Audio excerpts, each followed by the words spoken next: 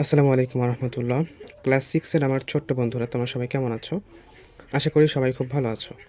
আজকে আমরা ষষ্ঠ শ্রেণীর ইংরেজি দ্বিতীয় পত্রের খুবই গুরুত্বপূর্ণ এবং মজার একটা টপিক শিখব। আর আমাদের আজকের টপিক হলো রাইট ফর্ম অফ ভার্বস। ইংরেজিতে সুন্দর আর সঠিক বাক্য লিখতে গেলে এই রুলসগুলো জানা ভীষণ জরুরি। আজকের ক্লাসে আমরা খুব সহজেই গল্পের মতো করে কিছু গুরুত্বপূর্ণ রুলস শিখে ফেলব। তোমরা যারা খাতা কলম নিয়ে বসোনি তাড়াতাড়ি খাতা কলম নিয়ে রেডি হয়ে যাও, কারণ আজকের পর থেকে রাইট ফর্ম অফ ভার্বস কিন্তু তোমাদের কাছে পানি পানি হয়ে যাবে। তো শুরু করি আমরা। তো ভার্ব কি? ভার্ব হচ্ছে আমরা মোটামুটি সবাই জানি যে ভার্ব কি। কোনো কিছু কাজ করা বোঝালে সেটাকে আমরা ভার্ব বলবো। যে শব্দ বা ওয়ার্ড দ্বারা কোনো কাজ করা হয় তাকে হচ্ছে ভার্ব বলে। দেখো ভার্বের হচ্ছে তিনটি রূপ, একটা হচ্ছে বেস ফর্ম, একটা হচ্ছে পাস্ট ফর্ম, আর একটা হচ্ছে পাস্ট পার্টিসিপল ফর্ম। এটাকে সংক্ষেপে V1, V2 অথবা V3 বলা হয় তাকে। যেমন ডু একটা ভার্ব, এই ডু এর পাস্ট ফর্ম হচ্ছে ডিড, পাস্ট পার্টিসিপাল ফর্ম হচ্ছে ডান। গো একটা ভার্ব, পাস্ট ফর্ম হচ্ছে ওয়েন্ট, পাস্ট পার্টিসিপাল ফর্ম হচ্ছে গন। প্লে একটা ভার্ব, পাস্ট ফর্ম হচ্ছে প্লেড, পাস্ট পার্টিসিপাল ফর্ম হচ্ছে প্লেড। তোমরা এরকম অনেক ভার্ব মুখস্থ করতে হবে এবং তিনটার রূপ সহ মুখস্থ করতে হবে। এবার আসে হচ্ছে পার্সন। পার্সন আমরা জানি হচ্ছে তিন প্রকার: first person, second person, third person. এখানে দেখো সাবজেক্ট যদি সিঙ্গুলার অথবা প্লুরাল হয়, মানে সাবজেক্ট সিঙ্গুলার নাকি প্লুরাল সেটার উপর নির্ভর করবে ভার্ব। দেখো ফার্স্ট পার্সন আই হচ্ছে সিঙ্গুলার আর প্লুরাল হচ্ছে উই। সেকেন্ড পার্সন ইউ হচ্ছে সিঙ্গুলার, ইউ হচ্ছে plural. Third person he, she, it, Shihab, Shaon, যে কোনো নাম সিঙ্গুলার। দে, বয়েজ, ফ্রেন্ডস এগুলো হচ্ছে প্লুরাল। এখানে যেহেতু এস আছে, বয়েজ একটা বয় না অনেকগুলো বয়, ফ্রেন্ডস একটা ফ্রেন্ড না অনেকগুলো ফ্রেন্ড বোঝাইছে এস দ্বারা, তার মানে এটা হচ্ছে প্লুরাল। এরপরে আসি অক্সিলারি ভার্ব, মানে হচ্ছে সাহায্যকারী ভার্ব। অক্সিলারি ভার্ব এখানে দেখো এম ইজ আর, এগুলো থাকলে প্রেজেন্ট টেন্সে ব্যবহৃত হবে। এগুলো এম ইজ আর ব্যবহৃত হবে প্রেজেন্ট টেন্সে। তো এখানে লেখা আছে হচ্ছে আই, আই এর পর অলওয়েজ এম হয়। এখন এম ইজ আর কোথায় হয়? আই এর পর অলওয়েজ এম হবে, বাকি সব ক্ষেত্রে আর হবে, এবং থার্ড পারসন সিঙ্গুলার এরপরে হবে হচ্ছে ইজ। এরপর আসে হচ্ছে ওয়াজ বা ওয়ার, এটা হচ্ছে পাস্ট টেন্সে ব্যবহৃত হয়। সিঙ্গুলার ক্ষেত্রে ওয়াজ, প্লুরালে হচ্ছে ওয়ার। এরপর হ্যাভ, হ্যাজ প্রেজেন্ট পারফেক্টে ব্যবহৃত হবে। থার্ড পারসন সিঙ্গুলারে হবে হচ্ছে হ্যাজ, বাকি সব ক্ষেত্রে হবে হচ্ছে হ্যাভ। এরপর আসি ডু, ডাজ, ডিড প্রশ্ন বা না বোধক বাক্যে হচ্ছে ব্যবহৃত হয়। প্রেজেন্ট ও থার্ড পারসন সিঙ্গুলারে ডাজ বসে, অন্যান্য জায়গায় ডু বসে এবং পাঁচটায় তো ডিড বসে, আমরা সকলেই জানি। এরপর দেখো রুল নাম্বার 1 শুরু হচ্ছে। প্রেজেন্ট ইনডিফিনিট টেন্স হলে ও সাবজেক্ট যদি থার্ড পারসন সিঙ্গুলার নাম্বার হয়, ভার্বের সাথে এস বা ইএস হয়। আমি আবার রিপিট করছি, প্রেজেন্ট ইনডিফিনিট টেন্স হলে এবং সাবজেক্ট যদি থার্ড পারসন সিঙ্গুলার নাম্বার হয়, তাহলে ভার্বের সাথে এস অথবা ইএস হবে। এক্সাম্পল দেখি একটা, Rahi play football everyday. Play এটা হচ্ছে ভার্ব, এটাকে মডিফাই করতে হবে, এটাকে চেঞ্জ করতে হবে, যেটা ব্র্যাকেট থাকে সেটা চেঞ্জ করতে হয়। তো রাহি প্লে ফুটবল এভরিডে, এটা কোন টেন্সে আছে? Present indefinite tense. Present indefinite টেন্সের স্ট্রাকচার কি? Subject plus verb plus object. তো এটা আছে হচ্ছে প্রেজেন্ট ইনডিফিনিট টেন্সে, এবং এখানে সাবজেক্ট হচ্ছে রাহি এবং এই সাবজেক্ট হচ্ছে third person singular number. Third person singular নাম্বারের পর আমরা জানি কি ভার্বের সাথে এস বাই এস হয়, তার মানে এখানে প্লে, তাই প্লেটা হচ্ছে এর সাথে এস যুক্ত হবে, তাহলে এখানে প্লে হয়ে যাবে প্লেস।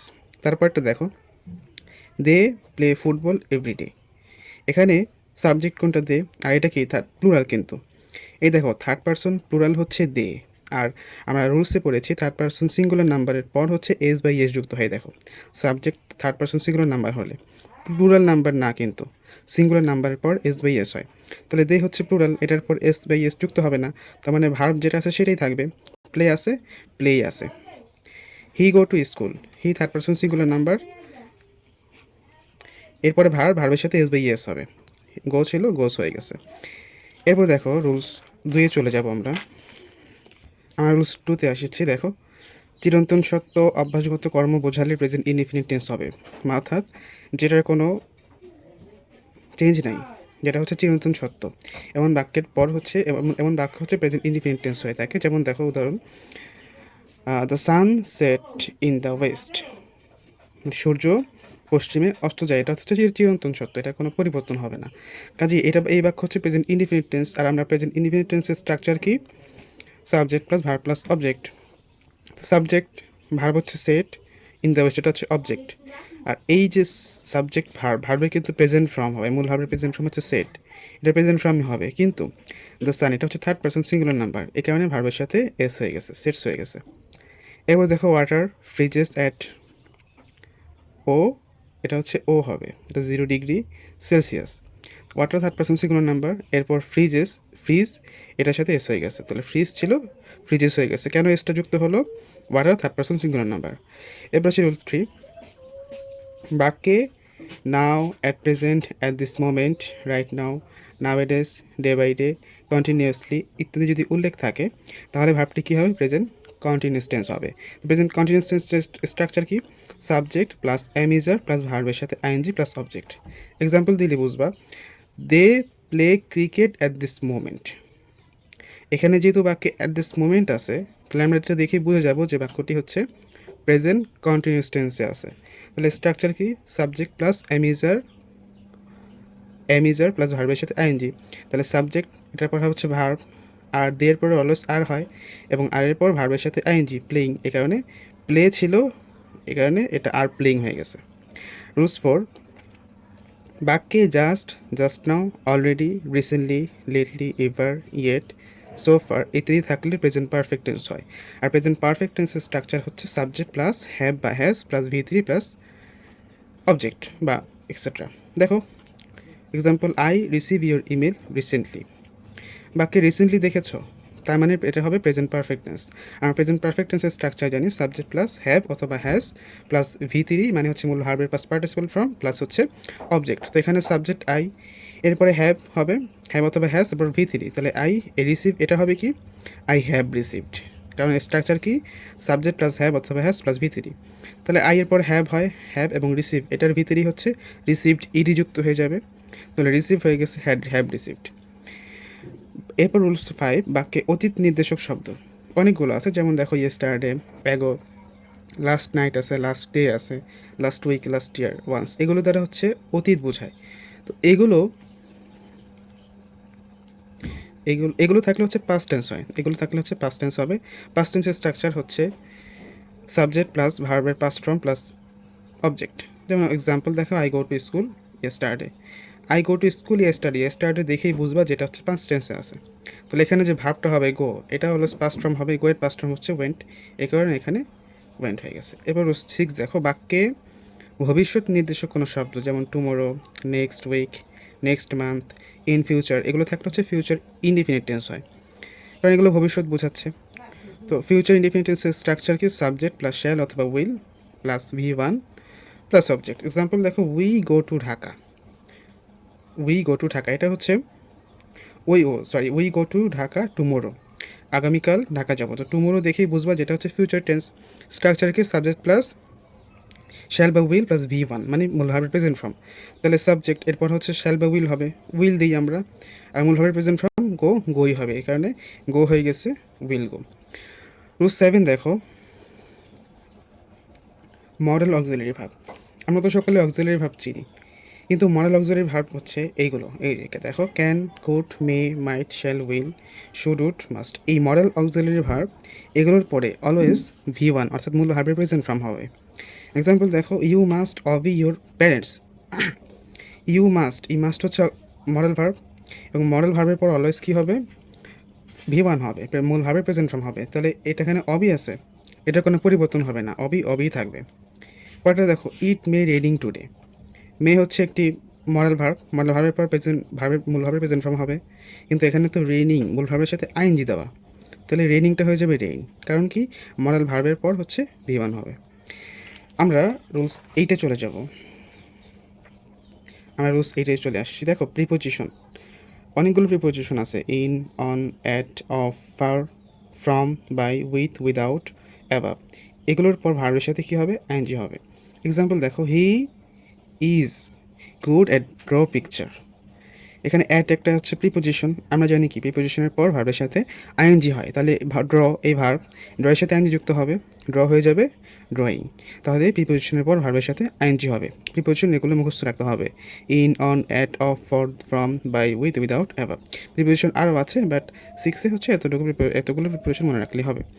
রুলস নাম্বার 9 দেখো, টু প্লাস ভার্বের প্রেজেন্ট ফর্ম টুর পরে সবসময় মূল ভার্বের প্রেজেন্ট ফর্ম হবে। যেমন দেখো, she wants to learning English, she wants to, এরপরে লার্নিং দেওয়া আছে। টুর পর আমরা জানি কি ভার্বের প্রেজেন্ট ফর্ম, এই কারণে লার্নিংটা হয়ে গেছে লার্ন। টুর পর ভার্বের সাথে ভার্বের প্রেজেন্ট ফর্ম হয়, ভার্বের সাথে আইএনজি হয় না, এই কারণে লার্নিংটা হয়ে গেছে লার্ন। আশা করি বুঝেছো। Rules 10, do not, did not, does not বা ডু, ডিড, ডাজ এরপরে সবসময় ভার্বের প্রেজেন্ট ফর্ম, মূল ভার্বের প্রেজেন্ট ফর্ম হবে, V1 হবে। এক্সাম্পল দেখো, he does not goes to school, does not আছে, এরপরে যে ভার্বটা হবে সেটার কি V1 হবে, মানে গোস হয়ে যাবে go. Did you meet him yesterday, did you meet, did you আছে, ডিড আছে, ডিড আছে, এরপর ভার্ব যেটা হবে সেটা মূল ভার্বের প্রেজেন্ট ফর্ম হবে। তো এই মিট এটা হচ্ছে ফার্স্ট ফর্মে আছে, তো এটার প্রেজেন্ট ফর্ম হচ্ছে মিট, এই কারণে মিট হয়ে গেছে। আশা করি বুঝছো। রুলস 11 দেখো, একটি বাক্যে দুটো ভার্ব থাকলে পরের ভার্বের সাথে আইএনজি হবে। যেমন যেমন দেখো example, I saw him play, এটা ব্র্যাকেট দেওয়া আছে। এই সেন্টেন্সের ভার্ব কিন্তু দুইটা, স দেখা, প্লে খেলা করা। তো আমরা জানি কি একটা সেন্টেন্সে দুটো ভার্ব থাকলে পরের ভার্বের সাথে আইএনজি হবে, এই কারণে এই পরের ভার্ব প্লে, এই কারণে প্লেইং হয়ে গেছে। রুলস 12 দেখো, সাবজেক্ট ভার্ব এগ্রিমেন্ট, অ্যান্ড দিয়ে নাউন যুক্ত হলে ভার্ব প্লুরাল হবে। এটা কিন্তু ইম্পর্টেন্ট, অ্যান্ড দিয়ে নাউন যুক্ত হলে ভার্ব প্লুরাল হবে। যেমন রাহি অ্যান্ড নাবিল আর ফ্রেন্ডস, অ্যান্ড দ্বারা যুক্ত হয়েছে, এ কারণে আর ফ্রেন্ডস আর হয়েছে, এখানে ভার্বটা প্লুরাল হয়েছে। ইচ বা এভরি থাকলে ভার্ব সিঙ্গুলার হবে, ইচ বা এভরি থাকলে ভার্ব সিঙ্গুলার হয়। এভরি স্টুডেন্ট হ্যাজ এ বুক, আমরা জানি কি সিঙ্গুলার হলে হ্যাজ বসে, তাহলে এভরি হচ্ছে কি, এভরি থাকলে ভার্ব সিঙ্গুলার হবে, এ কারণে হ্যাজটা বসেছে, কারণ হ্যাজ তো singular.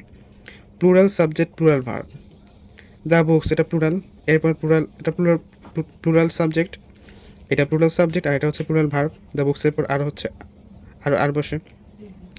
Singular subject, singular verb, he is a good boy, singular subject, he হচ্ছে সিঙ্গুলার সাবজেক্ট, এরপর ইজ এটা হচ্ছে সিঙ্গুলার ভার্ব। আশা করি রুলস, এই 12টা রুলস পড়লেই মোটামুটি তোমাদের রাইট ফর্ম ভার্বস ক্লিয়ার হয়ে যাবে। এরপর দেখো লাস্টে কিছু গোল্ডেন টিপস আছে, এগুলো মনে রাখা অবশ্যই উচিত। এগুলো হচ্ছে শর্টকাট, এগুলো মনে রাখলে সহজেই পরীক্ষার হলে লিখতে পারবা।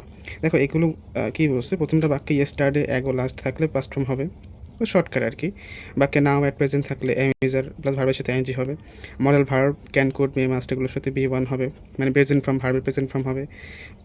প্রিপোজিশনের পর ভার্বের সাথে আইএনজি হবে। এরপর হি, শি, ইট অর্থাৎ থার্ড পারসন সিঙ্গুলার নাম্বার, এগুলোর পর ভার্বের সাথে এস বা ইয়েস হবে। তাহলে আজকে এই পর্যন্তই। আশা করি রুলসগুলো তোমরা সবাই বুঝতে পেরেছো।